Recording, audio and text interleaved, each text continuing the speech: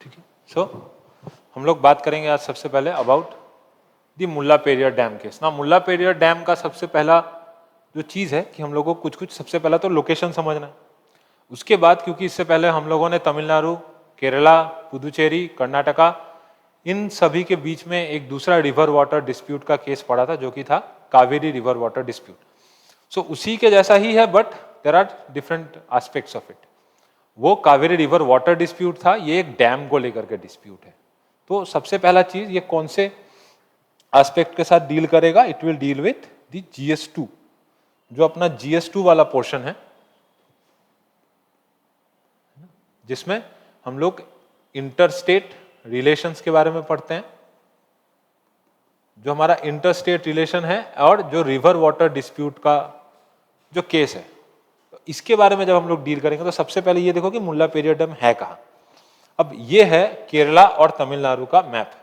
इसमें यह है इडुक्की रिजर्वायर, ये है पेरियार टाइगर रिजर्व, ये है ना, और ये है केरला और तमिलनाडु के बीच का बॉर्डर।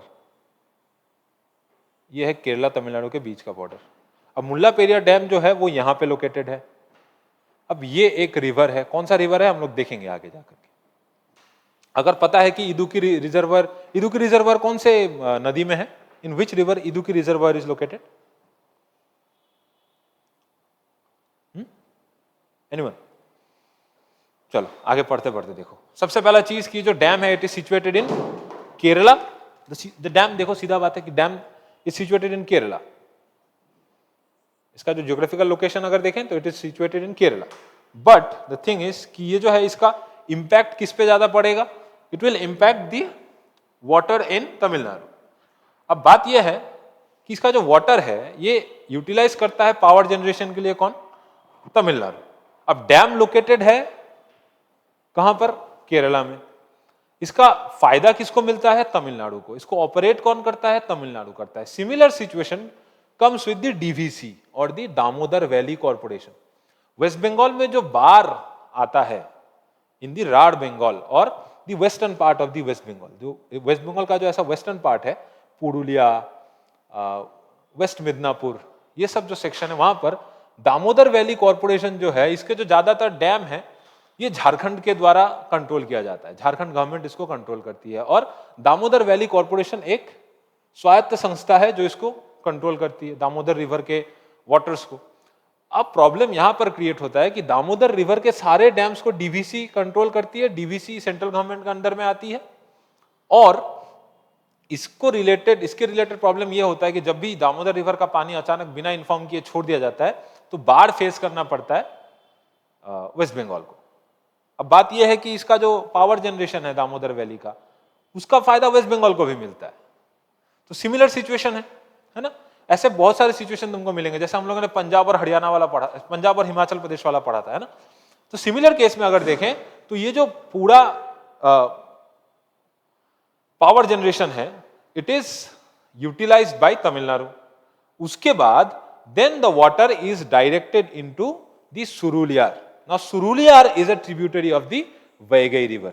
हम लोगों ने वैगई रिवर के बारे में कुछ दिनों पहले पढ़ा था, है ना। Chithirai festival is celebrated on the banks of this Vaigai river, है ना। चीजों को रिलेट करना है। और इसका इरिगेशन क्या करता है, मतलब ये कितना एरिया इरिगेट करता है? It irrigates almost 2.8 lakh hectares in the Theni.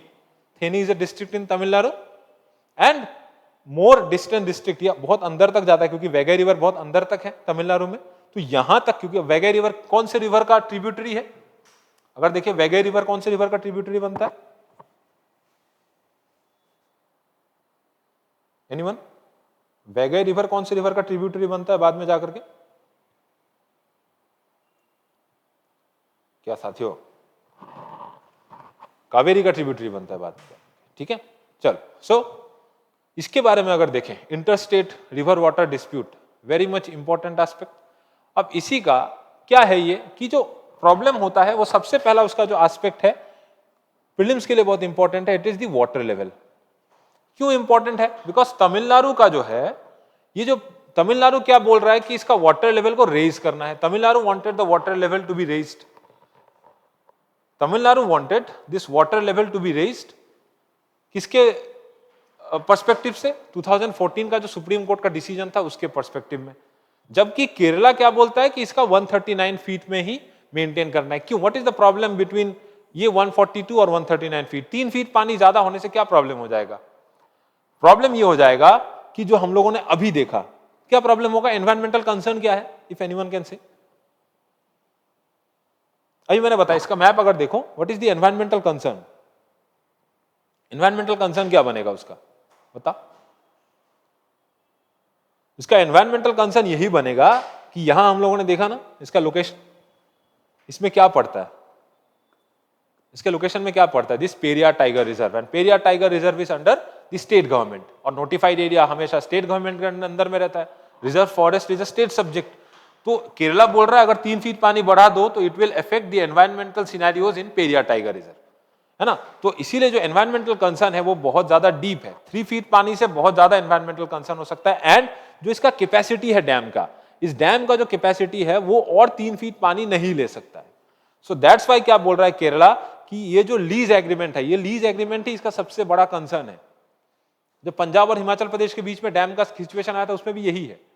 राजा रजवाड़ों के टाइम पे कोई एक लीज एग्रीमेंट हुआ था, उसको अभी भी कैरी ऑन करने का कोई मतलब नहीं बनता। जैसे ये जो लीज एग्रीमेंट था, ये लीज एग्रीमेंट बोला था कि पेरियार लेक लीज एग्रीमेंट, ये अक्टूबर 1886, कितना पुराना है देखो, अक्टूबर 1886 में एक लीज एग्रीमेंट साइन किया गया था। और इसी लीज एग्रीमेंट के बेसिस पे 999 ईयर्स, मतलब ऑलमोस्ट 1000 ईयर्स के लिए 29/10/1886 को महाराजा ऑफ त्रवणकोर और the secretary of state for India, इन दोनों के बीच में एक पैक्ट साइन हुआ था, जिसके बेसिस पे तमिलनाडु को इसका कंट्रोल मिला हुआ है।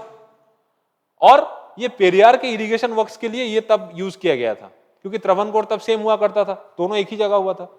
उसके बाद 1970s में तमिलनाडु को इसका जो पावर जनरेशन है उसका पावर तमिलनाडु को दे दिया गया, जबकि ये जो डैम है इट इज लोकेटेड इन केरला। तो दिस इज द प्रॉब्लम। और ये कौन करता है? सर्वे ऑफ इंडिया का ही है, ये इसके अंडर में ही ये सभी सर्वे होता है। तो इसमें अगर हम लोग देखें तो जो एस्पेक्ट्स हैं, कुछ कुछ चीजें ध्यान रखना है एग्जाम के लिए, क्या क्या हमारे लिए इंपॉर्टेंट है। पहला चीज इसका मैप देखना और इसका लोकेशन समझना कि इट इज सिचुएटेड इन केरला, केरला के स्टेट टेरिटरी में सिचुएटेड है, but it is controlled by Tamil Nadu. इसका जो पावर जनरेशन है पूरा का पूरा तमिलनाडु के कंट्रोल में है।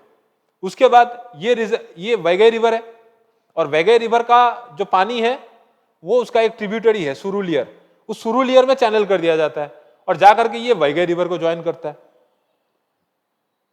ठीक है, तो वैगई रिवर पे सिचुएटेड है। पेरियार जो रिवर है उसके ऊपर ये कंट्रोल करता है, उसके भी पानी को ये कंट्रोल करता है। उसके बाद प्रॉब्लम क्या है? प्रॉब्लम है 3 फीट पानी को लेकर के। 2014 में सुप्रीम कोर्ट का डिसीजन आया था जिसमें 142 स्टेटमेंट वाइज क्वेश्चन बन सकता है इसमें कि 142 फीट पानी के लिए सुप्रीम कोर्ट ने बोला था, बट केरला वांटेड 139 फीट पानी, ताकि जो एनवायरमेंटल कंसर्न है regarding the Periyar tiger reserve वो मेंटेन रहे। इसके बाद जो चीज समझना है, ये the Periyar lake lease agreement, ये किसके कौन सा जो डैम केस है उसके साथ रिलेटेड है। एग्जाम में अगर ऐसा क्वेश्चन बने so it is related to the Mullaperiyar dam case. ठीक है, कितने सालों के लिए लिया गया था? For 999 years. मैं भी एक बार घूम करके फिर भी मैंने एक बार सर्च करके देखा इस चीज को कि असली में ये 999 ईयर्स के लिए था क्या। तो 1000 ईयर्स मतलब ये 2886 में ऑलमोस्ट ये लीज खत्म होगा। तो अभी 2024 चल रहा है, ऑलमोस्ट 800 साल और बचा हुआ है, तो उसके लिए रुके रहेंगे क्या? कोई नहीं रुका रहेगा। It has to be revised again. ठीक है, छोटा सा चीज था, इसको प्रीलिम्स के पर्सपेक्टिव से ही देखना। नाउ मेंस पर्सपेक्टिव से एक बहुत इंपॉर्टेंट टॉपिक, स्त्रीधन। चलो, what according to you is stridhan? क्या लगता है स्त्रीधन है क्या? What is stridhan? कोई एक छोटा सा एक्सप्लेन करो, what is stridhan?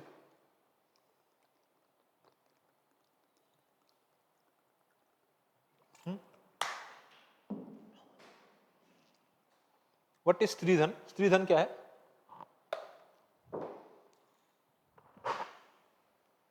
What is stridhan? मान लो तुम्हारा जन्म हुआ, उस टाइम तुमको कोई गिफ्ट मिला। अब जन्म के बाद बहुत दिन हो गया, हमारा होमर के साथ सभा देने के तुलनी बिया हो गल सपोज तातो किबा এটা गिफ्ट পাইছা তুমি এনেকে তাৰপিছত তোমাৰ বিয়া হ'ল তাতো এটা কিবা গিফট পাইছা। সাপোজ বিয়া হোৱাৰ পিছত আনফৰ্চুনেটলি উইডো হৈছা, উইডো হোৱাৰ টাইমতো মানুহে কিবা কিবি গিফ্ট দিয়ে, বা আই ডোন্ট সে গিফ্ট, মানুহে কিবা কিবি দিয়ে। নাও এভৰিথিং, এইবিলাক সব বস্তু কিন্তু ইটস স্ত্ৰীধন, है ना। Starting from your child birth until you are becoming an widow, you are getting, after that also তোমাক বার্থডে তো কোনবা কিবা গিফট দিব পারে। Now every aspect of that thing is stridhan. তাহলে প্রবলেমটো কি? স্ত্রীধনক লৈ প্রবলেমটো কি? স্ত্রীধনক লৈ প্রবলেম এটু যে there is a minor difference between dowry and stridhan. Dowry আৰু স্ত্রীধনৰ ভিতৰত একটা ডিফারেন্স যদি ভালকে বুঝা তেনেহলে বস্তুটো ক্লিয়ার হয়ে যাব। প্রবলেমটো ইয়াতে ক্রিয়েট হয়েছিল। So there was a case in Supreme Court. Supreme Court এটা কেস গৈছিল। কেসটো কি মনত ৰাখিবা, এক্সামত ইয়াৰ পৰা কোশ্চেন সুধিব। That is the Maya Gopinathan versus Anoop SB.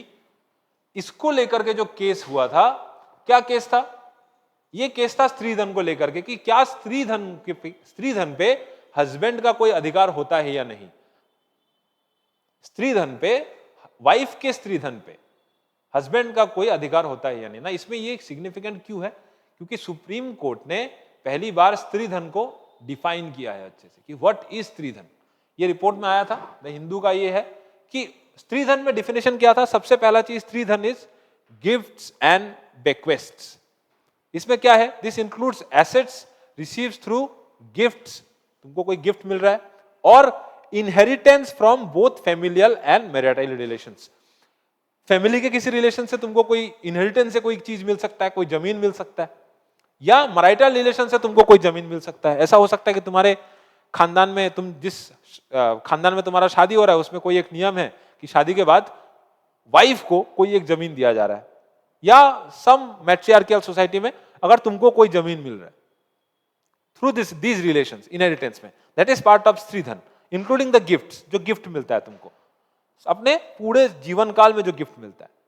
दूसरा, property acquired through personal effort. सिर्फ गिफ्ट ही नहीं, किसी और के द्वारा दिया गया चीज नहीं, अगर तुम्हारे खुद के द्वारा एक्वायर किया गया कोई गिफ्ट भी है ना, कि this covers asset obtain through one's individual endeavours, such as तुम्हारे एम्प्लॉयमेंट से तुमने कोई एसेट बनाया, तुम्हारे आर्टिस्टिक परस्यूट से तुमने कोई चीज बनाया, और मैकेनिकली तुमने कोई चीज बनाया, that is also part of stridhan. ठीक है, तो पहला चीज that is gifts and bequest, तुमको गिफ्ट मिल रहा है या इनहेरिटेंस में कोई चीज मिल रहा है। अपने लैंग्वेज में चीजों को नोट कर लोगे हमेशा। दूसरा, property acquired through personal effort. Personal effort से बना हुआ कोई एक चीज तुमने अपने पर्सनल एफर्ट से बनाया है, चाहे वो पैसा हो सकता है, कोई प्रॉपर्टी हो सकता है, कोई आर्टिस्टिक ऑब्जेक्ट हो सकता है, इट्स योर्स ओनली, तो उसको स्त्रीधन बोलते हैं हम लोग। दूसरा, अगर परचेज करते हो कोई asset purchased with stridhan funds, तुमको जो स्त्रीधन में पैसा मिला हुआ है, या स्त्रीधन में तुमको जो भी चीज मिला हुआ है, उसके पैसे से या उस वेल्थ से अगर तुम किसी चीज और चीज को खरीदते हो, तो वो भी तुम्हारे स्त्रीधन का पार्ट है। समझना, वेरी इंपॉर्टेंट फॉर गर्ल्स, है ना। जो भी यहां पे इस चीज को समझ लेगा, बाद में जाकर के मैरिड लाइफ में झगड़ा झमेला कम होगा, है ना। पहले ही समझा देना जिससे शादी हो रहा है कि ये मेरा है, ये तुम्हारा है, मेरे में तुम्हारा हक नहीं है, तुम्हारे में मैं अपना हक नहीं मारूंगी। ठीक है। दूसरा, सो एसेट जिसको तुम परचेस करते हो विद दैट स्त्रीधन, उस स्त्रीधन के पैसे से जिस भी चीज को तुम एसेट एक्वायर करते हो, और property obtain through various means, अलग अलग किसी भी चीज से, किसी ने कॉम्प्रोमाइज कर दिया है, प्रॉपर्टी तुम्हारे नाम पे आ गया है, कोई एक पोजीशन तुम्हारे नाम पे है, इनहेरिटेंस किया है, या शेयर है किसी का पार्टीशन में, घर में पार्टीशन हो रहा है, बंटवारा हो रहा है, उसमें तुमको कोई शेयर मिला है, तो ये सभी चीजें तुम्हारे स्त्रीधन में शामिल है। प्रॉब्लम अराइज यही से हुआ था कि इन सभी चीजों में क्या हस्बैंड का कोई अधिकार है या हो सकता है, तो इसको लोगों ने डाउरी के साथ मिला लिया था कि ये भी डाउरी का ही पार्ट है। या इसको लेकर के डोमेस्टिक वायलेंस एक्ट में क्या, जो भी डोमेस्टिक वायलेंस एक्ट के साथ जो भी प्रॉब्लम इसमें क्रिएट हो रहा था, तो इस चीज को देखो, इसमें एक बेंच था, बेंच को ध्यान रखना क्योंकि बेंच का क्वेश्चन इस बार एपीएससी ने पूछा था, रंजन गोगोई वाला बेंच का क्वेश्चन है ना, कि जो राम मंदिर वाला केस था उसमें बेंच के मेंबर कौन कौन थे, तो बेंच के मेंबर वाला क्वेश्चन इज आल्सो इंपॉर्टेंट। तो बेंच जो था it was of Sanjiv Khanna and Dipankar Datta, है ना, जस्टिस दीपंकर दत्ता एंड संजीव खन्ना। उन्होंने क्या डिक्लेयर किया कि स्त्रीधन पे एब्सोल्यूट राइट सिर्फ और सिर्फ वुमन का है या वाइफ का है। So stridhan is a absolute property of woman, granting her full authority to dispose of to dispose of मतलब अगर उसको मन करता है कि मैं ये डिस्पोज कर दूंगी, मैं किसी और को दे दूंगी, मैं ये किसी को बांट दूंगी, या मेरे जो हेयर्स हैं, मेरे जो आगे आने वाले उत्तराधिकारी हैं, उनको मैं नहीं दूंगी ये, तो ये उनका अधिकार है, वो देंगी या नहीं देंगी। ठीक है, इसमें हस्बैंड का कोई कंट्रोल नहीं है, while the husband has no control over the same। ठीक है, नाउ अब प्रॉब्लम ये है, सेकंड वाला ये ऑप्शन क्या है, he can use it in time of distress. अब तुम्हारे, अब मान लो कोई लड़का है, कोई हस्बैंड है, उसके वाइफ ने उसको उसके मुसीबत के समय दिया कि मेरी ये मेरे गहने हैं, इनको तुम कहीं पर जमा रख के कुछ पैसे ले आओ, तुम्हारा हेल्प हो जाएगा। अब द थिंग इज कि कभी अगर सेपरेशन हो गया या कभी अगर कोई केस रजिस्टर हो गया किसी के नाम पे, तो अब बात यह है कि इस पैसे को वापस करना भी is the duty of the husband. किसी भी तरीके से वो जो पैसा है उसको वापस देना ही है। ये नहीं कि वो हस्बैंड उसको पैसे को देना नहीं, कि ये तो तुमने अपने कॉन्सेंट से दिया था। इसमें कॉन्सेंट का कोई जगह नहीं है कि तुमने तो अपने मर्जी से मेरे को दिया था, नहीं, वो कभी भी मांग सकती है अपने पैसे को। ठीक है, बट इसके साथ एक और भी बात बोला था कि हस्बैंड का एक मोरल रिस्पॉन्सिबिलिटी भी है, क्या, to reimburse its value to its wife. अगर तुम वो सोना जो गिरवी रख के तुम्हारे वाइफ ने तुम्हारे लिए पैसा ला करके दिया, अगर वो तुम उसको वापस ना कर पाओ, तो तुम्हारा ये दायित्व बनता है, तुम्हारा ये मोरल रिस्पॉन्सिबिलिटी बनता है कि तुम किसी और तरीके से भी इस चीज को रीइम्बर्स करो अपने वाइफ को। सो it's a very beautiful and very important and very clear cut definitions, जिसको देकर के आगे आने वाले किसी भी चीजों को, जैसे मैं बोलता हूं हमेशा, what is constitution. So constitution का डेफिनेशन में एक दूसरा एक सेंटेंस और आता है कि कैसे दो लोगों के बीच का कॉन्फ्लिक्ट हम लोग दूर कर सकते हैं। Not only to individuals, to group of people हो सकता है। तो कॉन्स्टिट्यूशन का काम है कि कैसे हम लोग दो इंडिविजुअल या दो ग्रुप ऑफ इंडिविजुअल के बीच में हम लोग कॉन्फ्लिक्ट को कम कर सकते हैं, कन्फ्रंटेशन को कम कर सकते हैं। सो इसी पर्सपेक्टिव में कॉन्स्टिट्यूशनलिज्म हम लोग पढ़े थे ना, मैंने बताया था काफी क्लासेस में कि कॉन्स्टिट्यूशनलिज्म क्या है, it is nothing but it is a way to reduce the confrontation that may happen in future between two individuals or two groups or maybe between individual and groups। तो confrontation को कम करने के लिए, तो ये जो कानून है ये confrontation को कम करने के लिए बहुत ज्यादा इंपॉर्टेंट है। इसके रिलेटेड कुछ कुछ एस्पेक्ट्स हैं। ये वाला जो क्वेश्चन है ये मेंस में एक्सपेक्ट कर सकते हो। इसी के साथ प्रीलिम्स में छोटे छोटे एस्पेक्ट हैं। ये जो मैंने बताया कि ये जो बेंच था किसका बेंच था, स्टेटमेंट वाइज क्वेश्चन बन सकता है इसमें से। ठीक है ना, इससे पहले भी एक केस हो चुका है इन 1997 जिसको एज ए प्रेसिडेंट यूज किया गया है। मैं बोलता हूं ना हमेशा कि कॉन्स्टिट्यूशनलिज्म में कि कौन सा कानून कॉन्स्टिट्यूशन का पार्ट है, उस कॉन्स्टिट्यूशनलिज्म को अगर हम लोग देखें तो जो कोर्ट प्रीसीडिंग्स है वो भी बहुत ज्यादा मैटर करता है। जो पास्ट प्रीसीडेंट्स है कि पहले कोर्ट ने कोई एक राय दिया था किसी एक केस में, तो उसको कोट करके हम लोग आगे आने वाले हियरिंग्स में भी उसको यूज कर सकते हो। तो सिमिलरली 1997 में there was a case between the Rashmi Kumar and Mahesh Kumar Bhadda. उसमें एक जो केस आया था उसमें सुप्रीम कोर्ट ने कहा था कि स्त्री धन it's a property, this property does not become a joint property. ये एक जॉइंट प्रॉपर्टी नहीं है हस्बैंड और वाइफ का।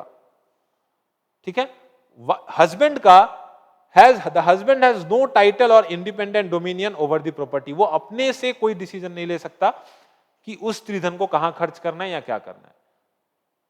ठीक है, उसको वाइफ का हेल्प लेना ही है किसी ना किसी तरीके से। ठीक है, ये स्त्रीधन का डेफिनेशन है, सबको पता है, मैंने अभी बताया कि क्या है। It is the gifts, money और property that a woman receives before her marriage, at the time of marriage, during child birth और विडोहुड। ठीक है, किससे होता है, पेरेंट्स, रिलेटिव्स और इन लॉस। अब यहीं पे आता है फिर तो ये तो दहेज हो गया है ना। डाउरी और स्त्रीधन में क्या डिफरेंस क्या हुआ फिर, एनीवन गेस करो कोई। दहेज खाली शादी के टाइम पे दिया जाता है ना। फिर तो सेम हुआ, फिर डाउरी भी स्त्रीधन का पार्ट है या नहीं? नहीं है, स्त्रीधन तो और जगह में भी दिया जाता है, बोला ना आपने। लेकिन एक प्रिसाइज डेफिनेशन में ढूंढ रहा हूं, प्रिसाइज डिफरेंस क्या हो सकता है between a dowry and a stridhan. क्या डाउरी स्त्रीधन है? Now dowry is something that is forceful, है ना, ये जबरदस्ती लिया हुआ चीज है ना। Dowry is something that is forceful और dowry is something that is illegal. और डाउरी जो है वो आप किसी को वॉलंटियरली दे सकते हैं, कोई वॉलंटियरली दे रहा है किसी को कि मैं शादी के टाइम पे इसको दे रही हूं, है ना, तो डाउरी इज समथिंग एल्स, वो आपने अपने हस्बैंड को ही दे दिया है ना, शादी के टाइम आप वॉशिंग मशीन लेकर के आए या कार लेकर, हाँ डाउरी इज नॉट लीगल। सबत के डांगर differentiate with dowry is illegal receiving of gifts, may be money, monetary gifts, may be non monetary gifts, but it is illegal, है ना, it is illegal. But stridhan is a legal entity, stridhan के साथ एक legal definition है उसका, उसका एक legal benefit है तुम्हारे पास। तुम डाउरी को क्लेम नहीं कर सकते आफ्टर मैरिज कि मैंने तो इतना डाउरी दिया था। अब घर वाले, हस्बैंड वाले बोलेंगे कि देने के लिए किसने बोला था, वो तो तुमने हस्बैंड को दिया था, है ना। हाँ क्लेम कर सकते हो, अगर कोर्ट में सही लगता है कि ठीक है तो कोर्ट बोलेगा ठीक है ले जाओ, है ना। So it's a very important thing, इस चीज से कॉन्फ्लिक्ट्स को दूर कर सकते हैं। अब इसका लीगल एस्पेक्ट क्या है, क्या इसका कोई लीगल एस्पेक्ट है इसके बाहर भी, इससे पहले भी क्या कोई लीगल एस्पेक्ट था? ऑफ कोर्स था। There are some legal aspect regarding Hindu succession act, जिसको लेकर के हम लोग जब सेम सेक्स मैरिज का बात करते थे तो सेम सेक्स मैरिज में यही प्रॉब्लम है कि जो सक्सेशन है वो होगा कैसे अगर सेम सेक्स मैरिज हुआ तो, है ना। इसीलिए हिंदू मैरिज एक्ट में भी इसका जगह है कि शादी के बाद जो धन है वो किसके पास जाएगा, है ना। नाउ अगर देखें तो हिंदू सक्सेशन एक्ट जो है, देखना प्रीलिम्स के लिए बहुत इंपॉर्टेंट है, section 14 of the Hindu succession act, इसी के साथ section 27 of the Hindu marriage act, इन दोनों में क्या मेंशन्ड है? इन दोनों में मेंशन्ड है कि even if it is placed in the custody of her husband, अगर आने के बाद शादी में मिलने के बाद अगर वो हस्बैंड को दे दे और अपने ससुर को दे दे, सास को दे दे कि ये जो मेरे गहने हैं ये मैं आपको दे रही हूं, even if it is given कि मैंने आपके कस्टडी में रखा इस चीज को, they would be deemed as a trustee. Trustee मतलब सिर्फ और सिर्फ उसका ख्याल रखने के लिए, एज ए ट्रस्टी ही दिया जाएगा, रखा जाएगा उनको। And they are bound to return the same when demanded by her, है ना। And they are bound to return it, मतलब जब भी मांगा जाए लड़की के द्वारा ससुराल वालों को ये वापस करना है, ठीक है ना, ससुराल वालों को इस चीज को वापस कर देना है। That is the most important thing. Now Hindu succession act and Hindu marriage act दोनों चीज ध्यान रखना, 1955 और 1956। एक दूसरा इसका aspect is related to the domestic violence. इसका जो दूसरा एस्पेक्ट है ये रिलेटेड है with domestic violence. Domestic violence का जो एक्ट है 2005 का क्या बोलता है? जो section 12 of the domestic violence act है 2005, इट प्रोवाइड्स कि वुमेन का राइट है, women has the right to her stridhan in case where she is a victim of the domestic violence. तो स्त्रीधन निकालने के लिए इतना सा काफी है। डोमेस्टिक वायलेंस एक्ट का जो सेक्शन 12 है कि जब अगर उसको उसके ऊपर कोई डोमेस्टिक वायलेंस हो रहा है तो वो रिकवरी ऑफ स्त्रीधन कर सकती है उस केस में, जिसमें किसका सहायता लेगी? The magistrate may direct the respondent to return to the possession of the aggrieved person, मतलब जो वाइफ होंगी उनको अपना स्त्रीधन वापस करना पड़ेगा। सिर्फ और सिर्फ स्त्रीधन में कोई भी प्रॉपर्टी जो उसके नाम पे है, अगर किसी परिवार में कोई एक रिवाज है या किसी परिवार में बहू को कोई एक जमीन मिलना है या उनको मिला हुआ है तो वो भी वापस करना है, ठीक है, वो भी वापस करना है। नाउ जो अंडर सेक्शन 18 का सब सेक्शन 2 जो है of the domestic violence act क्या बात करता है कि a woman is entitled to receive the possession of the stridhan, jewellery, clothes and other necessary item. तो उसमें भी इसका एक लीगल एस्पेक्ट है।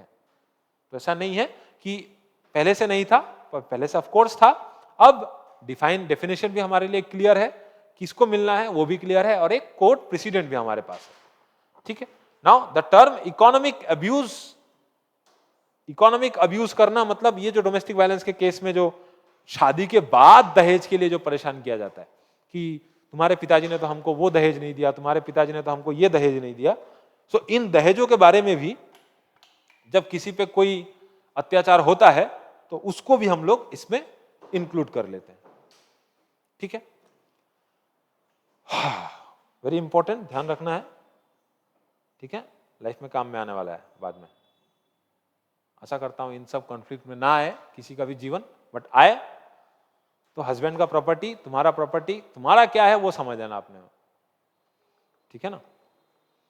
वैसे भी आजकल सुप्रीम कोर्ट ने दूसरा भी एक बात बोला है, वो रजिस्ट्रेशन वाला, कि सिर्फ मैरिज रजिस्टर कर लेने से, हिंदू मैरिज एक्ट में हम लोग उसको मैरिज नहीं बोलेंगे, है ना। There has to be saptapadi, या 7 फेरे होने ही हैं।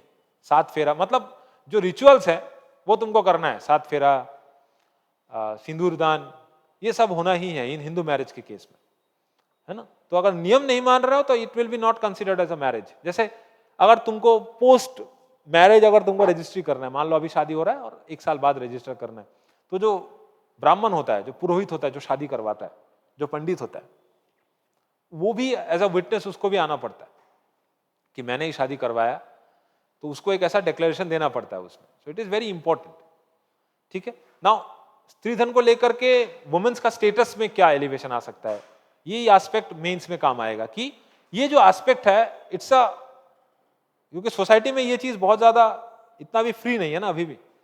सो स्त्री धन का ओनरशिप एक सिंबल है, आज से नहीं, अगर हम लोग ऋग्वेद के समय से देखें तो स्त्री धन एक बहुत बड़ा सिंबल होता है, symbol of a status in society, जिसमें जो शादी करके आ रही है जो महिला है, हम बोलते हैं कि शादी हमेशा बराबरी में होना चाहिए। वो हरियाणा वाला वीडियो देखा है ना किसी ने, कि ऐसे एक पूरा लोगों का ऐसे भरा हुआ है रूम, उसमें एक आदमी खड़ा होकर के बोल रहा है 10 लाख रुपया, एक गाड़ी, एक ये एक वो, इतना तोला गहना, उसमें एक गड्डी गड्डी पैसा इसको दे रहे हैं, है ना।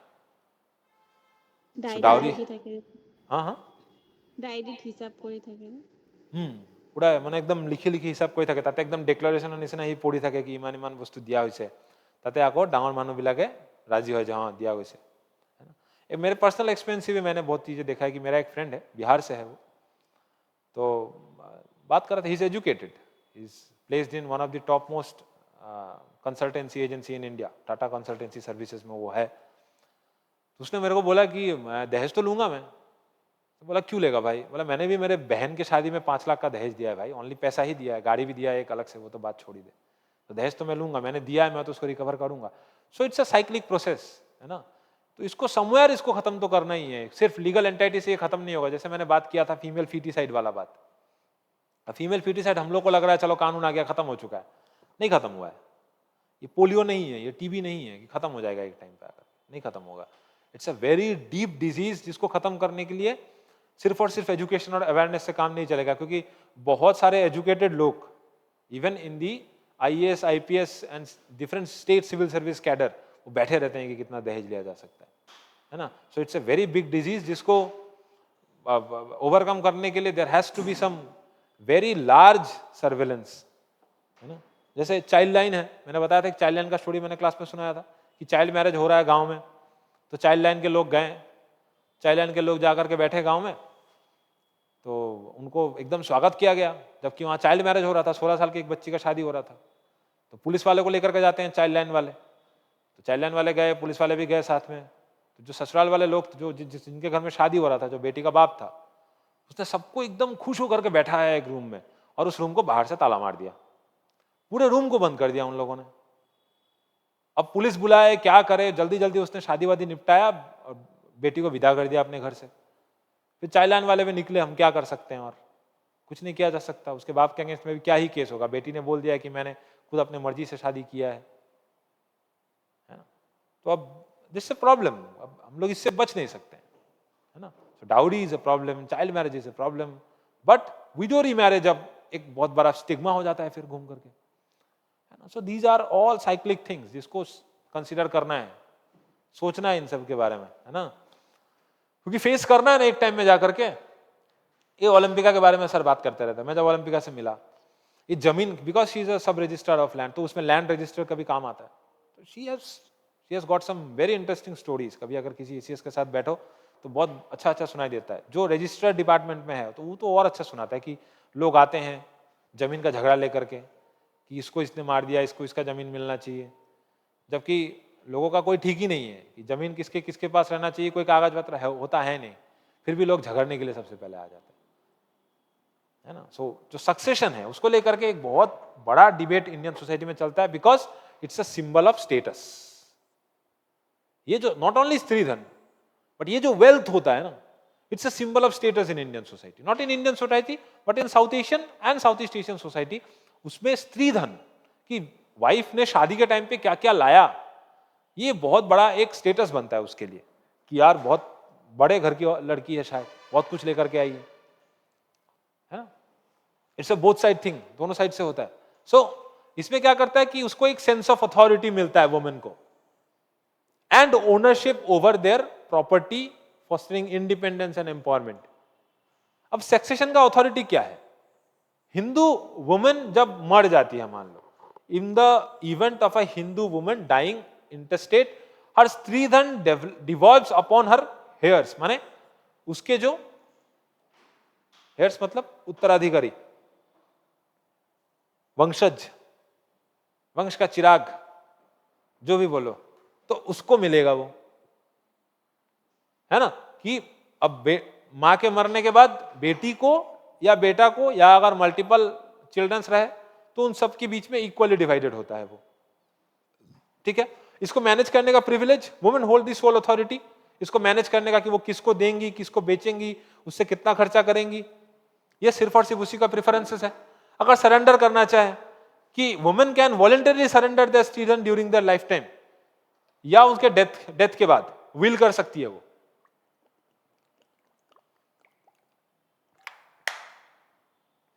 ठीक है। तो जो सरेंडर कर सकती है वो किसी को भी सरेंडर कर सकती है, अपने नियरेस्ट सक्सेसर को भी कर सकती है। अगर अनफॉर्चुनेटली उसका कोई बच्चा है नहीं या उसका कोई लीगल हेयर है नहीं, तो वो अपने नियरेस्ट सक्सेसर को भी दे सकती है, उसको जो मन करता है जिसको भी दे सकती है वो। It's solely on her own jurisdiction कि वो किसको देंगे, ठीक है। तो ये था स्त्री धन को लेकर के बात, वेरी इंपॉर्टेंट। इसको थोड़ा बाद में देखते हैं। हाँ, अच्छा, ये स्त्री धन वाला एस्पेक्ट GS2 के साथ रिलेटेड होगा और GS1 के साथ भी, ठीक है। क्योंकि GS1 में हम लोगों ने देखा था कि GS1 में जो वुमेन वाला एस्पेक्ट है सोसाइटी में, उसके साथ भी कर सकता है। GS2 में जो लीगल एस्पेक्ट है उसका, सोशल जस्टिस वाला, उसमें भी ये डील करेगा, ठीक है। अगर आगे बढ़े तो सबसे next thing will be totally ये है GS1 का एस्पेक्ट। GS1 के क्वेश्चन में क्या, it's a very important, GS1 का जो जियोग्राफी वाला एस्पेक्ट है उसमें ये वेरी इंपॉर्टेंट है। जो लास्ट ईयर क्वेश्चन आया था अरेबियन सी में साइक्लोन वाला, इस बार स्टॉर्म वाला क्वेश्चन, साइक्लोन वाला question is very important, because देख रहे हो ना वीडियोस वगैरह सब कोई देख रहे होंगे, पहले जैसे तूफान नहीं आते हैं आजकल। आजकल आता है तो खतरनाक आता है एकदम, सब उड़ा उड़ा के ले जाता है, और लोकली डेवलप किया हुआ स्टॉर्म्स आता है ना, और बहुत ज्यादा डिस्ट्रक्टिव होता है आजकल स्टॉर्म आता है तो इसमें भी देयर इज एस्पेक्ट। जो जलपाईगुड़ी वाला हम लोगों ने देखा था कुछ दिनों पहले, हमने आसाम में भी देखा कहीं पर, यहाँ पे कौन सा एक वाटरफॉल है वहां पर भी तो गाड़ी वाड़ी सब उड़ा के ले गया एकदम, ठीक। तो जो इनकॉइस है, इनकॉइस का फुल फॉर्म इज कि जो Indian national centre for ocean information services, इसने एक इशू दिया है क्या, कि the complete suspension of operational and recreational activities बंद करना है। क्यों? Because of swell surges. What are swell surges?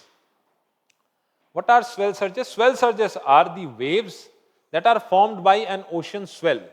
Swell मतलब फूल जाना। तो जब ओशन स्वेल करता है तो उसी से नाम आया है the swell waves और the swell surge. Very important aspect. Mains के लिए भी, प्रीलिम्स के लिए भी। Swell wave क्या है? It is the formation of long wavelength waves on the surface of the sea. ऐसे लॉन्ग वेवलेंथ के जो वेव्स हैं ये सी में फॉर्म होते हैं। बोलोगे आप सर तो ये तो नॉर्मल सिचुएशन में भी हो जाते हैं कभी कभी, लेकिन नॉर्मल सिचुएशन में जब स्टॉर्म विंड्स होता है या जब साइक्लोनिक मूवमेंट होता है एयर का या विंड का, तब होता है ये। बट यहां पर ये क्यों होता है, इसको देखोगे तो बड़ा मजा आता है। So they propagate along the interface between water and air. Water और एयर के बीच का जो रीजन है, ये जो वाटर है और ये जो एयर है, इसके बीच में ये डेवलप करते हैं, जो स्वेल सर्जेस होते हैं। ठीक है, thus they are often refer to as the surface gravity waves. देखेंगे आगे क्या है ये, चलो चीजों को क्लियरली समझना, ये स्वेल सर्जेस क्या है, इसका ओरिजिन समझो सबसे पहले, ये आता कहां से है, from where does the swell surges comes from, इसका ओरिजिन क्या है। इसका जो ओरिजिन है, they do not occur due to local winds. हम लोग जानते हैं वेव्स का फॉर्मेशन कैसे होता है। इफ दिस इज, ये ठंडा सा वाटर है, इसमें कोई काम नहीं है, ये ठंडा सा वाटर है, शांत सा वाटर है, सी वाटर। विंड जब इसमें काम करता है तो विंड क्या करता है, इसमें ऐसा सर्जेस बनाता है। अब ये तो नॉर्मल है, नॉर्मल सिचुएशन में ऐसा होता है ना, ये तो नॉर्मल सिचुएशन में ऐसा होता है। बट जब स्वेल सर्जेस होता है तब क्या होता है, देखो सी दिस नाउ, जो विंड से जनरेटेड वेव्स होता है वो विंड के डायरेक्शन में ऐसे फॉर्म होते हैं। ठीक, और जो स्वेल सर्जेस होते हैं वो क्या होते हैं, they are sustained by energy beneath the ocean surface. Ocean surface से अगर कोई एनर्जी आए जिसमें लोकल विंड्स का कोई काम नहीं है, इसके नीचे से ही एनर्जी जनरेट हो रहा है, सरफेस ग्रेविटी वेव्स बोला है ना, जिसलिए ग्रेविटी इसमें बहुत ज्यादा मेंटेन करता है। तो जो स्वेल वेव्स है और जो विंड वेव्स है उसमें मेन डिफरेंस क्या है कि ये जो है it is generated by the wind and it is generated by forces beneath the ocean surface. Ocean surface से नीचे कुछ भी फोर्सेस है उससे होता है, and they do not need any local wind. ठीक, एंड विंड डायरेक्शन में ही फॉर्म होता है, इनका कोई विंड डायरेक्शन से लेना देना नहीं है। विंड डायरेक्शन से क्यों लेना देना नहीं है, यहां ओरिजिन में समझ जाओगे। क्या बोला है कि ocean swell do not occur due to local winds but rather due to distant storms, है ना। जब स्टॉर्म फॉर्म होता है, डिस्टेंट स्टॉर्म, बहुत दूर जब कोई स्टॉर्म फॉर्म होता है, लाइक हरिकेन्स, या बहुत समय तक कोई स्ट्रॉन्ग विंड रहे। हमारे लिए क्या इंपॉर्टेंट है कि कौन से जगहों पर हम लोगों को स्वेल वेव देखने को मिलता है इंडिया में, कहां पर, जनरली केरला एंड लक्षद्वीप में हम लोग को देखने को मिलता है। तो केरला विटनेस स्वेल वेव्स किसके लिए, on the southern part of the Indian ocean. Indian ocean में का जो इंडियन ओशन का जो सदर्न पार्ट है, उसके वजह से वहां पर जो भी स्ट्रॉन्ग विंड जनरेट होता है या वहां पर जो भी साइक्लोनिक मूवमेंट होता है, वहां पर से ओशन स्वेल जनरेट होता है। तो जो ओशन से, जैसे हम लोग विंड डायरेक्शन में देखते हैं, सॉरी नॉर्मल विंड वेव्स में देखते हैं, जिससे जो नॉर्मल वेव्स है उसमें क्या होता है, हम लोग देखते हैं कि वो जो वेव है वो कहां जाकर के खत्म हो रहा है, वो हमारा कंसर्न रहता है। बट स्वेल सर्जेस के टाइम पे हम लोगों का कंसर्न ये होता है कि ये जनरेट कहां से हो रहा है ना। और क्या बोलता है, ये जो वेव्स होता है ये सदर्न इंडियन ओशन में जनरेट होता है, and the waves then travel north to reach the coast in 2 to 3 days। तो समझो कितना ज्यादा पावरफुल होता है। अब तुमको ये थोड़ा सुनामी जैसा लग रहा होगा, हम लोग देखेंगे आगे कि सुनामी से कैसे अलग है ये, है ना। सुनामी में भी यही होता है, बहुत डिस्टेंस जगहों में कोई अर्थ के नीचे से कोई फोर्स जनरेट होता है जिससे एक वेव क्रिएट होता है, या जिसके वजह से अर्थक्वेक की वजह से अगर कोई वेव जनरेट हुआ तो ऐसा ऊंचे ऊंचे वेव्स क्रिएट होते हैं जो आकर के कोस्ट में टकराते हैं। तो it is very similar to tsunami, लेकिन कुछ चीजें इसमें अलग है। क्या अलग है देखेंगे, चलो। सो इन्फ्लुएंसिंग फैक्टर क्या है इसमें स्पीड ऑफ द विंड बहुत ज्यादा मैटर करता है। स्पीड ऑफ द विंड बहुत ज्यादा मैटर करता है। देखो दूसरा चीज हम लोगों ने देखा, southern part of Indian ocean, क्यों ऐसा होता है, जैसे southern part of Indian ocean में होता है, सदर्न अटलांटिक में देखने को मिलेगा तुमको। तो ऐसा क्यों होता है, ऐसा इन सब जगहों में क्यों होता है, इसके वजह से amount of the ocean surface area, मतलब कितना ज्यादा एरिया ओपन है ओशन का। इन्फ्लुएंसिंग फैक्टर में स्पीड ऑफ द विंड तो रहेगा, हम लोगों ने देखा बहुत ज्यादा स्टॉर्म बनाने वाला विंड होना चाहिए, स्टॉर्म्स लाइक हरिकेन। और दूसरा चीज the amount of ocean surface area, ऐसा 1-2 करके लिख लेना। The influencing factor of swell surges, the amount of ocean surface area कितना ज्यादा होना चाहिए, ठीक है। दूसरा, and the amount of time those winds blow over the same part of the ocean. जो विंड है जिसको हम लोग फेच बोलते हैं, फेच वो विंड होता है जो it blows in the same direction, है ना। मान लो अगर इस सी के सरफेस पे एक ही डायरेक्शन पे बहुत ज्यादा वेव्स आ जाए, बहुत ज्यादा स्टॉर्म विंड्स आ जाए, तो क्या होगा, यहां पर ये स्वेल करेगा, पानी जो है वो फूलेगा और उसके बाद ये ट्रेवल करेगा। तो कितना ज्यादा पावरफुल होना चाहिए कि ये सदर्न इंडियन ओशन से पूरा केरला और लक्षद्वीप के कोस्ट तक हम लोगों को देखने को मिलता है। ठीक है, सदर्न अटलांटिक में भी यही सेम चीज देखने को मिलता है ना। तो इसमें क्या मैटर करता है, one is the speed of the wind, दूसरा the amount of ocean surface area, the third thing is the amount of time those winds blow over this surface area. दूसरा चीज कि इसमें फीचर्स कुछ कुछ है। पहला, it has the narrow range of frequencies, है ना। इसमें क्या है, इसका जो रेंज ऑफ फ्रीक्वेंसी है, रेंज ऑफ फ्रीक्वेंसी मतलब ये जो वेवलेंथ होता है, ये रेंज ऑफ फ्रीक्वेंसी मतलब है एक वेव से दूसरे वेव के बीच का टाइम डिस्टेंस कितना है। फ्रीक्वेंसी, एक वेव के आने के बाद दूसरे वेव का टाइम डिस्टेंस कितना है, तो ये बहुत कम होता है। That's why it is said कि इसका जो स्वेल वेव है, इसका जो रेंज है वो बहुत नैरो है ना। तो swells take on more defined shape, swells का बहुत ज्यादा डिफाइंड शेप होता है, जबकि वेव्स तो कुछ भी कभी ऊंचा कभी नीचा आते रहता है, बट इनका एक जनरल शेप होता है ना, एक डिफाइंड शेप होता है। और जो मैं बोल रहा था कि इसका जो डायरेक्शनलिटी है कि किस डायरेक्शन में जा रहा है, वो ज्यादा मैटर नहीं करता है। मैटर क्या करता है कि ये कहां से उठा हुआ है, from where it is headed, by the direction from where it emanates instead of where it is headed. ये कहां जाएगा उससे ज्यादा मैटर क्या करता है कि ये कहां पर एमिनेट किया है, मतलब कहां से ये आया है। ठीक है, जो जिस वेवलेंथ के बारे में हम लोग बात कर रहे थे कि वेवलेंथ क्या है। Now swell waves often have long wavelength, तो जो वेवलेंथ होता है वो बहुत ज्यादा लॉन्ग होता है। और वाटर बॉडी अगर बहुत छोटा है तो वेवलेंथ कम होगा, ये तो छोटा जाहिर सा बात है। तो वेवलेंथ कितना होता है, more than 150 metres. Small wavelength के भी दिखेंगे, है ना। तो ये हमारे लिए एस्पेक्ट इंपॉर्टेंट कहां पर पड़ता है, प्रीलिम्स में।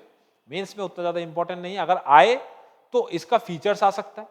तो फीचर्स हम लोगों ने देखा क्या क्या है, इसका एक डायग्राम बना दोगे, 2-3 फीचर लिख दोगे, और जो इंपॉर्टेंट चीज आंसर में मेंशन करोगे कि the early instances of swell waves in India. पहले भी कोई इंस्टेंसेस है, ऑफ कोर्स है। कब हुआ था, द स्वेल वेव्स इन मार्च, जब मार्च में आते हैं, अभी जो आए थे, they are generated after a low atmospheric pressure that was created over the South Atlantic Ocean.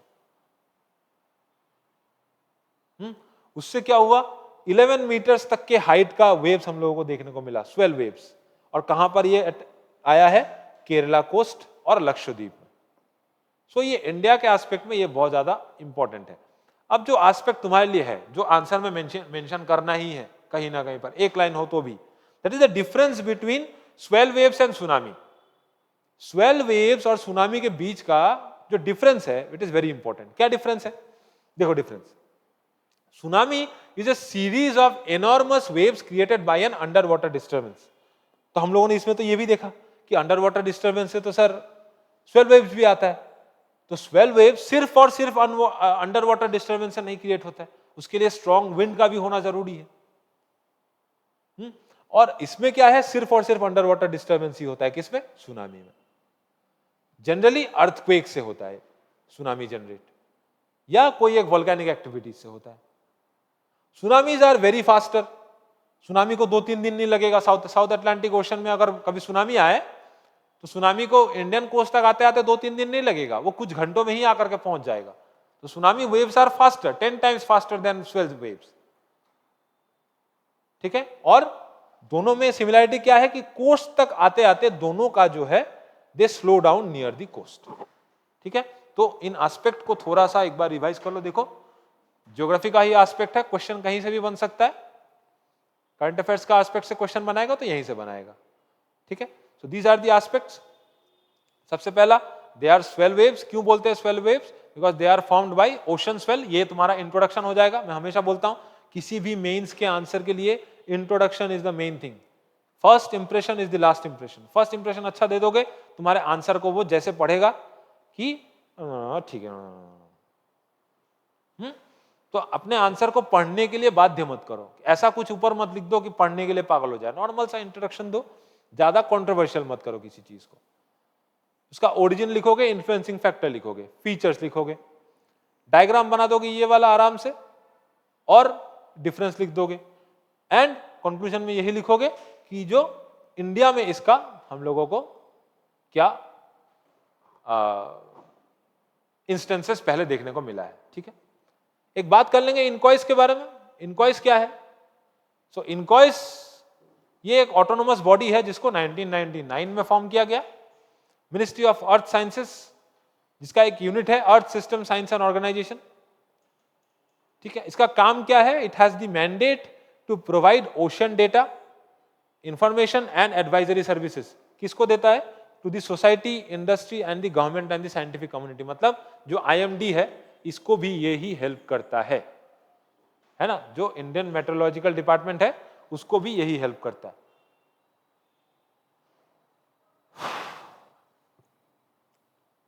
ठीक है, अच्छा, स्वेल सर्च फोरकास्ट सिस्टम को कब लॉन्च किया गया इंडिया में? क्वेश्चन बन सकता है 2020 में, which can give four warning 7 days in advance. 7 दिन पहले ही वो जो स्वेल वेव्स है उसके बारे में, अगर समुद्र में कहीं भी वेव्स जनरेट हो रहे हैं, स्वेल वेव्स का काम ही है कहां से जनरेट हो रहा है वो समझना, तो वो चीज इनकॉइस जो है वो तुमको पहले ही बता सकता है। कितना दिन पहले? 7 दिन पहले। स्टेटमेंट वाइज क्वेश्चन बनेगा तो यहीं से बनेगा। ठीक है, ज्योग्राफी का एक और एस्पेक्ट अगर देखें हम लोग, एक मीटियोर शावर के बारे में एक न्यूज आया था बीच में, है ना? There was a talk about this meteor shower.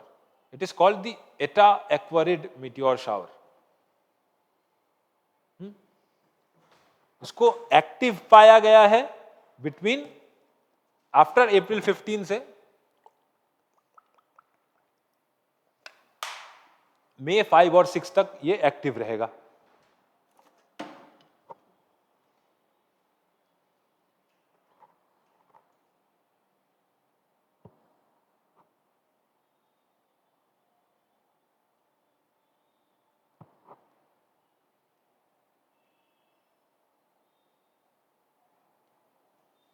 चलो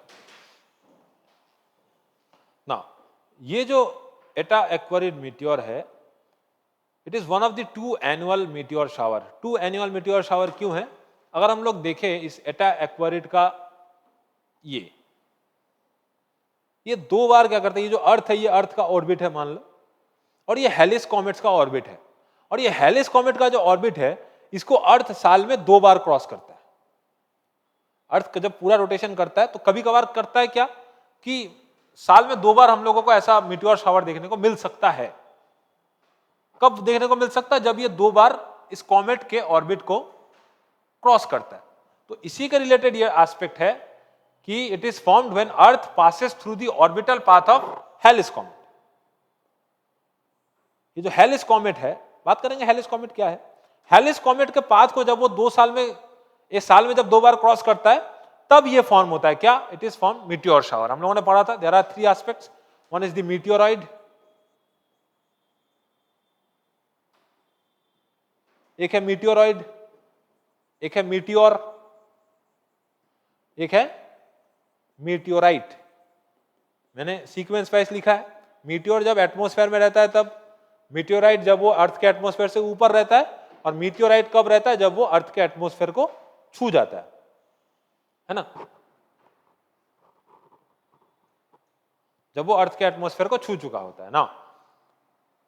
हेलिस ऑर्बिट का या हेलिस कॉमेट का क्या फीचर्स है? हेलिस कॉमेट जो है, it orbits the sun approximately every 76 years. तो ऐसा नहीं है कि हर साल हम लोगों को देखने को मिलेगा, है ना? ऐसा नहीं है कि हर साल हम लोगों को देखने को मिलेगा।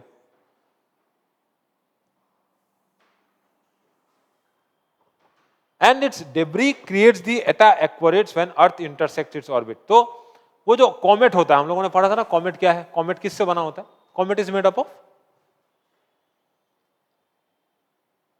Comet is made up of, उस दिन बोल रहा था मैं, कॉमेट किस चीज से बना हुआ है? ऑनलाइन कॉमेट किस चीज से बना, तुम बताओ, कोशिश तो करो। उस दिन तो मैं बता रहा था ज्योग्राफी के क्लास में, कॉमेट्स बनता किस चीज से है?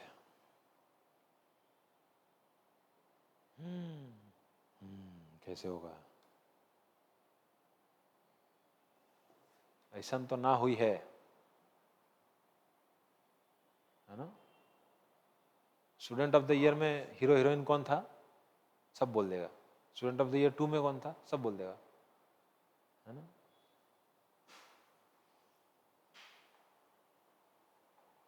थोड़ा डिवाइस किया करो चीजों को।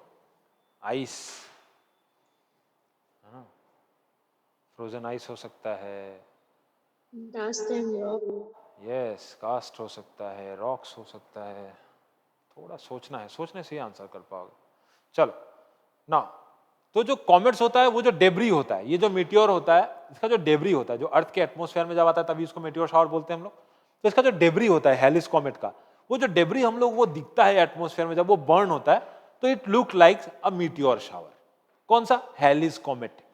हेलिस कॉमेट क्या है, अगर देखो व्हाट इज हेलिस कॉमेट, तो इसका एक डिस्कवरी हुआ था कभी कभार। किसने किया था?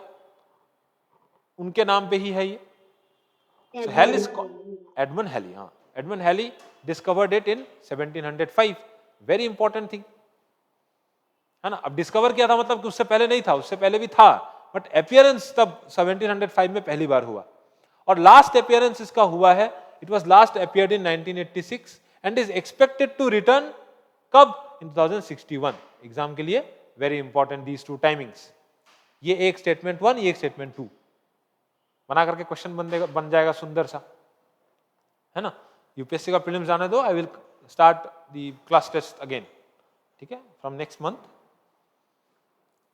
क्योंकि यूपीएससी के स्टूडेंट्स हैं तो मैं बॉदर नहीं कर रहा हूं, थोड़ा सा सिलेबस भी आगे चला जाए तो उसके बाद टेस्ट भी दोगे। नाउ एक्वारिड के साथ साथ there is another thing that is called the Orionids meteor shower. ये क्या है? This shower occurs in October. Aquariid कब होता है? इन अप्रैल में एक बार। तो Orionid happens in October and it is caused by the debris from Halley's comet. Same, similar है ना। कैरेक्टरिस्टिक क्या है?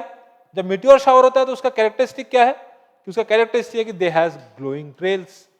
पहले भी मैंने बताया था, ऐसा दिखता है, ऐसा एक ग्लोइंग, उसका ग्लोइंग ट्रेल दिखेगा, उसका पूंछ दिखेगा, है ना। So the eta Aquariid meteor shower has fast meteors that leave long growing trails. ऐसा लंबा सा पूंछ दिखेगा तुमको। कितना स्पीड में मूव करता है? Its speed is around 66 kilometre per hour, sorry 66 kilometre पर सेकेंड, है ना। और कहां पर? अर्थ के एटमॉस्फेयर में। देखो इस एस्पेक्ट को समझना, अर्थ के एटमॉस्फेयर में है तभी इसको मीटियोर शावर बोला गया है, क्योंकि अर्थ के एटमॉस्फेयर में एंटर कर चुका है ना। ड्यूरेशन कब कब होता है ये? Now the time duration in a year इसकी, इसको it run around April 21 to May 12 each year. Best visibility location क्या है? सच एज इंडोनेशिया, ऑस्ट्रेलिया, मतलब सदर्न हेमिस्फीयर में अच्छा दिखेगा, क्योंकि इस समय जो धरती है वो धीरे धीरे ऐसा, मतलब समर सॉलिस्टिस और विंटर सॉलिस्टिस जिसको बोलते हैं हम लोग, वो कब होता है उसके बेसिस पे जो सूरज का उत्तरायण और दक्षिणायन होता है जब, है ना, तो उसके बेसिस पे जिसका टिल्ट होता है, तो टिल्ट के बेसिस पे हम लोगों को सदर्न हेमिस्फीयर से बहुत अच्छा दिखेगा। और इंडोनेशिया सदर्न हेमिस्फीयर में है नहीं, it is almost on the equator, but फिर भी हम लोगों को दिखता है, वहां से बहुत अच्छा दिखेगा, है ना। नाउ नॉर्दर्न हेमिस्फीयर में अगर देखना चाहते हो तो it often appears as earth grazers and long meteors, जो कि ऐसा लगता है इट विल स्किम, मतलब ऐसा छू के चला जाता है नॉर्दर्न हेमिस्फीयर में, ऐसा दिखता है। अर्थ ग्रेजर्स मतलब अर्थ को देख के चला जाए, अर्थ को ऐसा छील के चला जाए, इसलिए they are called the earth grazers. तो ये एस्पेक्ट जो है बहुत ज्यादा इंपॉर्टेंट है फॉर योर प्रीलिम्स, ठीक है, थोड़ा सा समझ लेना ना। कॉमेट्स को लेकर के क्वेश्चन, अब लास्ट ईयर भी एक क्वेश्चन आया था ऐसा, तो इसीलिए फिर से एक बार बता देता हूं, कॉमेट्स किससे बना होता है? They are icy left over. अब आईसी क्यों है? बिकॉज वो जब घुस जाता है तो it forms into ice, but ये बना किससे होता है? They are made up of dust. कौन सा डस्ट? सेलेस्टियल डस्ट, है ना, सोलर डस्ट जिसको हम लोग बोलते हैं, रॉक्स एंड आइस, इस चीज से बन सकता है। इसका ऑर्बिट कैसा होता है? Comets travel around the sun in highly elliptical orbit. Highly elliptical orbit में घूमता ही है। इलिप्टिकल ऑर्बिट मतलब ऐसा चपटा ऑर्बिट में, है ना। उसका वन ऑर्बिट मतलब some comets can take hundreds of thousands of years to complete one orbit of the sun. उसका ऑर्बिट बहुत लंबा होता है। कॉमेट का साइजेस अगर देखें तो डायमीटर वाइज देखें तो they are almost 10 kilometres wide, और सन के जब बहुत ज्यादा करीब चले जाते हैं, they tend to heat up and shoot out gases and dust. ऐसा लगता है कि वो गैस और डस्ट को शूट कर रहे हैं, ठीक है। और कभी कभार क्या होता है, ये जो हेड होता है इनका, ये किसी किसी, जैसे मरकरी से तो ऐसे भी बड़े ही होते हैं, मरकरी से बहुत ज्यादा बड़ा भी होता है कभी कभार, वीनस से भी बड़ा हो गया था एक बार। तो एक कॉमेट था, क्या नाम था उसका भूल रहा हूं मैं। तो बड़े बड़े कॉमेट होते हैं जो प्लैनेट से भी बड़े होते हैं, ऐसे जिनका जो हेड होता है, वो कॉमेट जो होता है उसका प्लैनेट से भी बहुत ज्यादा बड़ा होता है वो, ठीक है। अच्छा, ये चीज, number of known comets, world में कितने कॉमेट्स जो हैं, they are known comets. NASA has identified almost 3910 comets to date. Scientist believe that there are billions more, जिसको हम लोगों ने अभी तक एक्सप्लोर ही नहीं किया है। वो कौन से रीजन में है? They are in the Kuiper's belt and Oort cloud में। वूड क्लाउड क्या है? वो जो कुइपर्स बेल्ट के बाद जो एक क्लाउड जैसा दिखता है, तुमको नहीं दिखेगा, सोलर क्लाउड है, it has to be seen through some medium, ठीक है। तो उसमें ये बहुत ज्यादा हम लोगों को दिखता है। नाउ ये हो गया ऐसा। चलो अब थोड़ा बात करते हैं अबाउट साइंस एंड टेक का बात कर लिए हम लोग। अब बात करते थोड़ा सा कल्चरल एस्पेक्ट की। आर्ट एंड कल्चर से related very important topic is Indulekha. Bhringraj oil वाला इंदुलेखा नहीं। Indulekha is a painting, let me show you it in colour. It's a very nice painting. Mona Lisa वाला हम लोग बहुत ज्यादा एडमायर करते हैं, but this is something. Ravi Varma एक पेंटर थे जिनका एक बहुत सुंदर सा पेंटिंग था जिसका नाम था Indulekha. This is the Indulekha painting. और इसको क्या किया गया है कि इसको अब शो किया जाएगा, इसको रिवील किया जाएगा in a place called the Kilimanoor palace. The Kilimanoor palace में इसको शो किया जाएगा, इसको वहां पर रिवील किया जाएगा और ये वहीं पर रहेगा। इट्स म्यूजियम जहां पर इसको किया जाएगा। It's a very nice. अब रवि वर्मा का नाम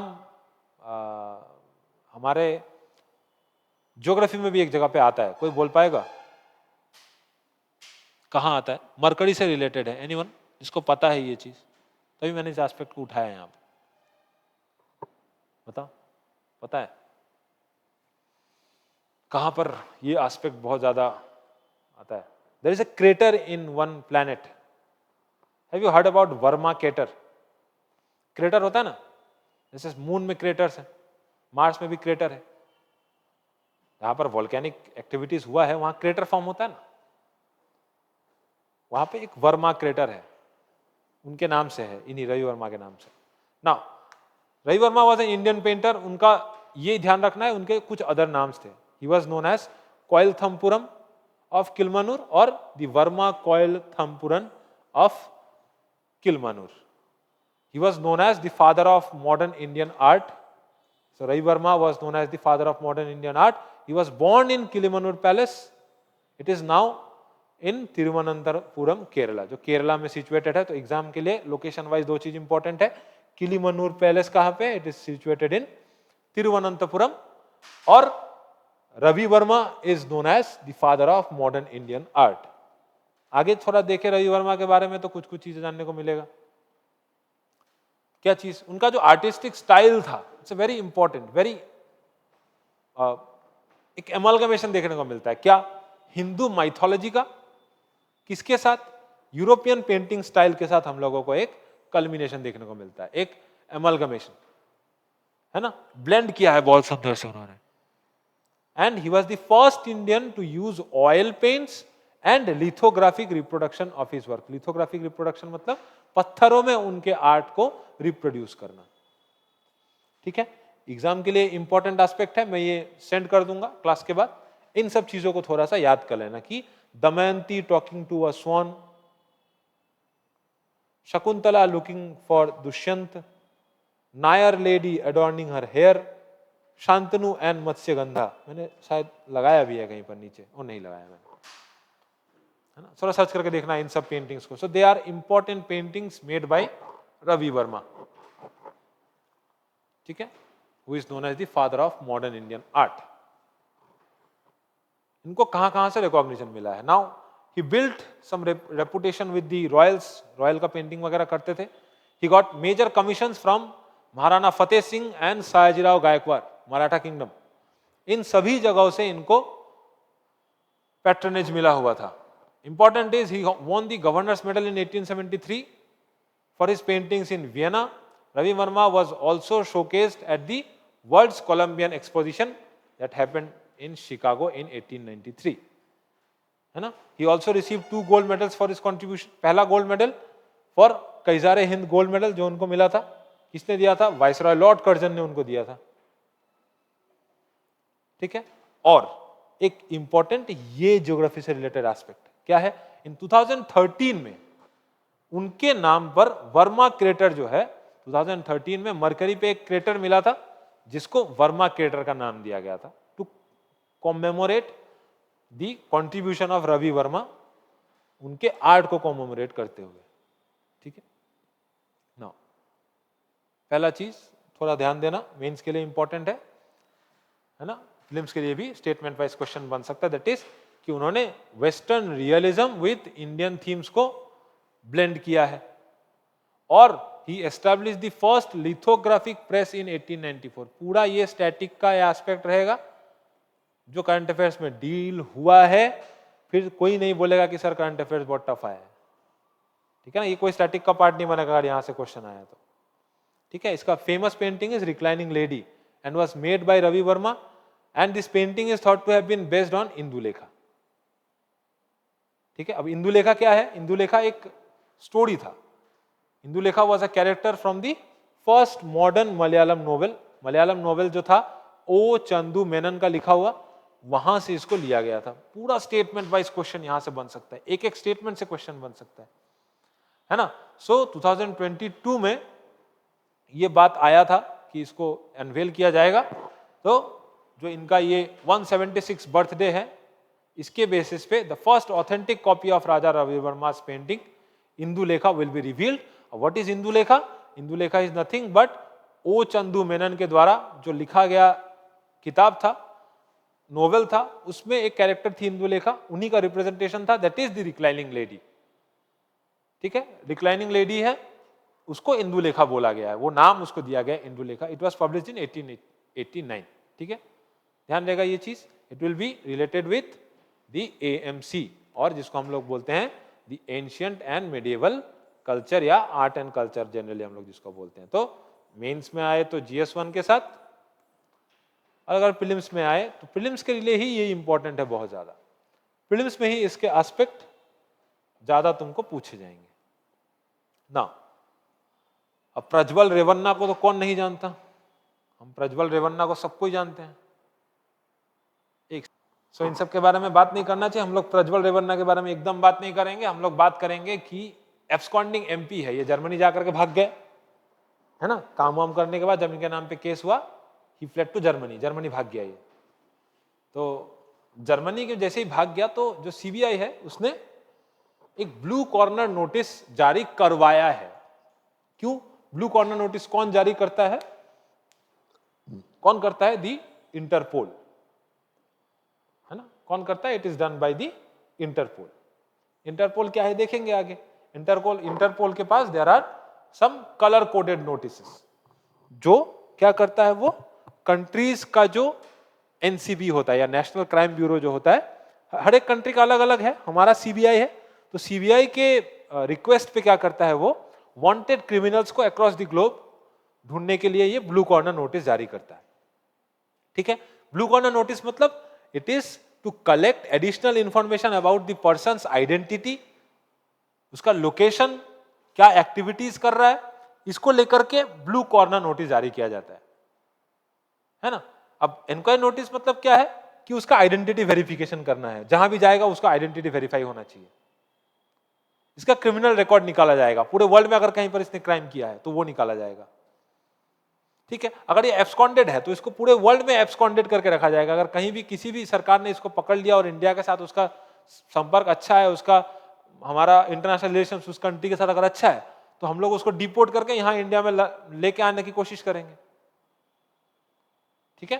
तो क्या बोला जाता है कि blue notices are issued prior to और इमीडिएटली आफ्टर, मतलब ये या तो केस रजिस्टर होने के पहले ही या ठीक केस रजिस्टर होने के बाद, क्रिमिनल चार्जेस उसमें लगने के पहले ये ब्लू कॉर्नर नोटिस जारी किया जाता है। तो ये एक इनिशियल प्रोसेस है। इसके बाद और भी कलर कोडेड नोटिसेस हैं, हम लोग इसके बारे में भी पढ़ेंगे। नाउ इंटरपोल क्या है? It is the international criminal police organization, और द इंटरपोल क्या है? इट वाज फाउंडेड, कुछ दिनों पहले उसका 90th हम लोगों ने वो देखा, 1923 में इसका फाउंड किया गया था ये, और इसका ग्लोबल मीटिंग जो है उसका 90th मीटिंग हम लोगों ने पिछले साल देखा। पहले इसको इंटरनेशनल क्रिमिनल पुलिस कमीशन के नाम से जाना जाता था, और 1956 में ये इंटरपोल बना। इंटरपोल का काम क्या है? इसमें वर्ल्ड वाइड जो पुलिस कोऑपरेशन है उसको इंश्योर करना है ना, ताकि क्राइम को कंट्रोल किया जा सके। 196 कंट्रीज आर मेंबर। 2023 में इंडिया 2023 तक 196 कंट्रीज आर मेंबर, जिसका इंडिया भी मेंबर है। तो एग्जाम में क्वेश्चन यही से पूछ सकता है, स्टेटमेंट बना करके कि इंटरपोल का पार्ट है इंडिया या नहीं है। दूसरा, इसका हेडक्वार्टर कहां पे लोकेटेड है? Its headquarter is located in Lyon, France, और इसका official languages are Arabic, French, English and Spanish. अब फ्रेंच जो है वो वर्ल्ड में बहुत ज्यादा बोला जाता है, स्पेनिश भी बहुत ज्यादा बोला जाता है, that's why English and Arabic. तो इन सभी लैंग्वेजेस की वजह से इसको एज ए एक्सेप्टेड लैंग्वेज वहां पर है। अभी अगर इंटरपोल के काम करने के तरीके के बारे में बात करें तो इसका जो ऑर्गेनाइजेशन है, it has 7 regional offices, regional bureaus world wide, और एक नेशनल सेंट्रल ब्यूरो होता है हर एक कंट्री में। हर एक मेंबर कंट्री का एक नेशनल सेंट्रल ब्यूरो होता है, जैसा हमारा सीबीआई है, किसी और कंट्री का कोई और होगा, है ना। तो वो सेंट्रल पॉइंट ऑफ कांटेक्ट होता है किसी भी तरीके के इंफॉर्मेशन के लिए, है ना। और सेंट्रल ब्यूरो ऑफ इन्वेस्टिगेशन जो है वो इंडिया का नेशनल सेंट्रल ब्यूरो है। और इंटरपोल के जो ये नोटिस होता है, ब्लू कॉर्नर नोटिस या रेड कॉर्नर नोटिस हो, ये कौन इशू करता है? इंटरपोल का जनरल सेक्रेटरीट, उस मेंबर कंट्री का, और जो नेशनल सेंट्रल ब्यूरो होता है उस मेंबर कंट्री का, उसके रिक्वेस्ट पे, है ना। और सभी मेंबर कंट्रीज को इसको अवॉइड करके चलना होता है, ठीक है। So this is about the blue corner notice. Exam में आ जाए तो समझ लेना कि इंटरपोल से रिलेटेड है, और इंटरपोल के कितने मेंबर्स हैं और कितने अभी फिलहाल में कितने उसके मेंबर्स है। Now talking about the last thing के बारे में बात करें, एक जीआई टैग के बारे में बात कर लेते हैं थोड़ा सा। आर्ट एंड कल्चर से रिलेटेड होगा, और GI tag is very important, 2-3 question वहां से पूछे ही जाएंगे। नाउ द थिंग इसकी जो अजरक आर्ट है, अजरक आर्ट जो है, it is not only art from Gujarat. ये कहां होता है generally? It is popular in Sindh, Barmer and Kutch region of Gujarat. तो इसको रिसेंटली द कच्छ अजरक जो है, जो कच्छ का जो अजरक आर्ट है, उसको क्या मिला है? द ज्योग्राफिकल इंडिकेशन और द जीआई टैग उसको मिला है, ठीक है। नाउ इसमें क्या है? कच्छ के जो विलेज है, 2 विलेज है important, one is the Dhamadka and the Ajrakpur. ये they are the stronghold of the Ajrak tradition, जहां पर क्या किया जाता है? ये हाथ से प्रिंट किया जाता है। देखना, ऐसे ऐसे हाथ से प्रिंट किया जाता है, जिसमें हैंड ब्लॉक्स होता है, ऐसे डिजाइन ब्लॉक्स होता है जिससे इसको बनाया जाता है, ठीक है। इसका ओरिजिन क्या है? It is almost 400 years old, और इसको किसने लाया था? It was introduced by the Sindh Muslim to the region, ठीक है। इसमें काम क्या होता है? हैंड ब्लॉक प्रिंटिंग किया जाता है on treated cotton fabric. Treated cotton fabric में इसको यूज किया जाता है। इसके बाद it results in elaborate designs, जिसमें डीप सिंबोलिज्म और हिस्टोरिकल सिग्निफिकेंस, हिस्टोरिकल, कभी कभार माइथोलॉजिकल आर्ट्स को भी इसमें लाया जाता है, ठीक है। और सबसे बड़ा चीज, इसमें शुरू में वेजिटेबल कलर्स, नेचुरल डाई, इन सबको यूज किया जाता था, ठीक है। तो that's why it has a very beautiful cultural significance as well as GI tag मिला है, तो इसको थोड़ा सा पढ़ लेना है। नाउ अगर बात करें ज्योग्राफिकल इंडिकेशन टैग की, तो जीआई टैग हम लोगों ने पहले भी पढ़ा था, बस इतना समझ लेना कि ये साइन क्या है। It is given to a product as originating from a specific geographical region, है ना। অসমৰ পৰা কেইটা আছে? পাহৰিলো মই, 12 কমেন্ট কৰি লিখাচোন তাতে 12টা। বাকি আমাৰ আকৌ নতুনকৈ হৈছে যে বড়োলেণ্ডৰ বিলাক যদি ক্যালকুলেট কৰিলে আৰু বেছি আছে আৰু আকৌ কেইটামান এড হৈছে না 19 19 टोटल 19 इज देयर हम लोगों ने काउंट किया था ना सो ज्योग्राफिकल इंडिकेशन टैग का कुछ कुछ चीजें ध्यान रखना है अच्छा ये जो प्रोहिबिशन है या एक चीज ध्यान रखना मैं कल भी एक चीज पढ़ रहा था तो पढ़ते पढ़ते अचानक मेरे सामने आया that is not only GI tag but किसी भी चीज का जब पेटेंट होता है इंडिया में पेटेंट राइट्स मैं नेक्स्ट क्लास में शायद कोशिश करूंगा पेटेंट राइट्स पढ़ाने का तो जो पेटेंट राइट्स होता है कभी अगर न्यूज में आया तो मैं उसको मेंशन करूंगा जो इंडिया में पेटेंट राइट्स होता है ना इंटेलेक्चुअल प्रॉपर्टी राइट्स इसको कि किसी चीज को बनाने का अगर पेटेंट है तुम्हारे पास तो ध्यान रखना कि जो पेटेंट राइट्स होता है वो सिर्फ और सिर्फ ज्योग्राफिकल टेरिटरी में ही एप्लीकेबल है अगर तुम्हारे पास किसी चीज का पेटेंट है तो तुम वर्ल्ड वाइड पेटेंट नहीं ले सकते कोई तुम्हारा टेक्नोलॉजी चोरी करके कहीं भी बना सकता है सिर्फ इंडिया में अगर तुम पेटेंट कराए हो किसी चीज को तो वो सिर्फ इंडिया के ज्योग्राफिकल टेरिटरी के लिए ही पेटेंटेड है ऐसा माना जाएगा कोई और नहीं बना सकता और एग्रीकल्चरल एस्पेक्ट में पेटेंट्स नहीं चलते हैं इरिगेशन के लिए पेटेंट नहीं काम करता है एग्रीकल्चरल कोई मशीनरी बना रहे हो तो उसमें पेटेंट नहीं होता है ठीक है पेटेंट नहीं मिलता है उसमें ध्यान रखना इन सब चीजों को ठीक है तो जीआई टैग क्या करता है इट प्रिवेंट्स कि एक थर्ड पार्टी कोई एक चीज उसका यूज नहीं कर पाएगा फॉर एग्जांपल আমার যেটু শুৱালকুছিৰ তাঁত শিল্প আছে নাও এটু বেলেগক কোনেও কৰিব নোৱাৰিব কতো আমাৰ আসামিজ গামোচাটো কতো মেচিন দিয়ে বনাব নোৱাৰিব it has to be hand woven है ना হ্যান্ড ওভেন আৰু আমাৰ অসমতে বনা এনেকুৱা থাকিব লাগিব যে অসমতে বনিছে এটু বাহিৰত কতো আমি এটু বনাব নোৱাৰো মেচিনতে বনাব নোৱাৰো হাতে দিও বনাব নোৱাৰো ঠিক nodal agency to Sailoba it is Department of Promotion of Industry and Internal Trade under the Ministry of Commerce and Industry GI tag is always valid for 10 years তাৰ পিছত আকৌ ৰিএসেসমেন্ট হয় আৰু GI tagক লৈ বহুত কন্ট্ৰোভাৰ্সিজ তুমি পাবা যেনেকৈ ৰসগোল্লাৰ কন্ট্ৰোভাৰ্সিটো है ना ৰসগোল্লাৰ কন্ট্ৰোভাৰ্সি মানে ৰসগোল্লা GI tag টো কাৰ আছে উড়িষ্যার ভাবাচোন আৰু একবাৰ আপোনালোকৰ rasgulla GI tag to West Bengal লগত আছে बट द प्रॉब्लम इज कि उड़ीसाও क्लेम करे एटू किंतु both are different रसगोल्लास if someone goes there they will feel Kolkata rasgulla is like spongy rasgulla है ना and उड़ीसा रसगोल्ला is पाहंडी रसगोल्ला বুলি কয় যেটো জগন্নাথ দেৱৰ প্ৰসাদ আছিল पाहंडी rasgulla is of a more solid type है ना ठुसठुसे टाइप वेस्ट बेंगल जा कुआ है इट इज अ ठुसठुसे टाइप रसगोल्ला और Orissa rasgulla and West Bengal rasgulla is Naveen Chandra Sen spongy rasgulla Naveen Chandra सेने जेटु बनाइছিলাম सो दैट्स व्हाई कन्ट्रोवर्सीज থাকিব है ना যেনেকে এতিয়া আমার বনধনিয়া আছে এটা বনধনিয়াটো बोरोलैंडে जीआई टैग পাইছে পাইছে না নাই বনধনিয়া বা মান ধনিয়া বুলি যে কওঁ এটো বড়ো বড়োত কি বুলি কয়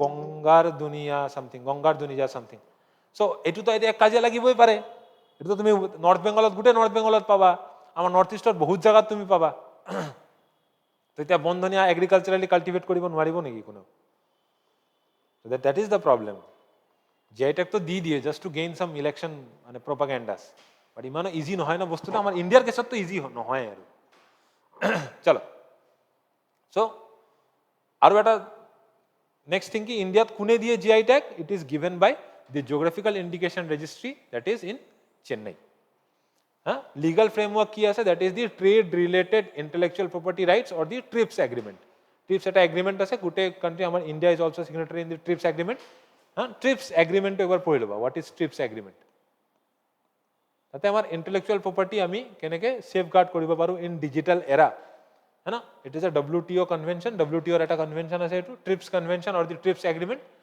it governs the geographical indication all over the world इंडियार क्षेत्रत GI goods registration and protection act 1999 আছে it seeks to provide for the registration and better protection of the geographical indication India जेटू तार सिग्निफिकेंस टू की থাকিব the GI tag হলে there is a mark of authenticity থাকিব এটা mark of origin থাকিব আৰু বস্তুৰ কাউন্টারফিট হওয়াটো বন্ধ হ'ব and there will be some legal protection karone so that amar R2 develop korile and it also becomes economically significant for the people june etuk for those geographical reasons because generally GI tag bilak diya hoy jot economically backward reasons আছে তাতে কি হয় যে people can sell that object in the market sell that thing in the market and they can get some agricultural economic benefit from that ঠিক আছে so these are the things মই আৰু কেইটামান টপিক এড কৰি দিম ইয়াতে আছে add কৰা মই জাষ্ট কালি এইটো সেন্ড কৰি দিম তেতিয়ালৈকে জাষ্ট যিকেইটা টপিক মই আজি ডিছকাছ কৰিছোঁ আৰু একবাৰ চাই ল'বা কিবা যদি প্ৰব্লেম পোৱা please do reach out to me আজি ইয়াতে ফিনিশ কৰি আছোঁ কিবা যদি কোৱেশ্চন থাকে please do reach out to me at any time ঠিক আছে চলো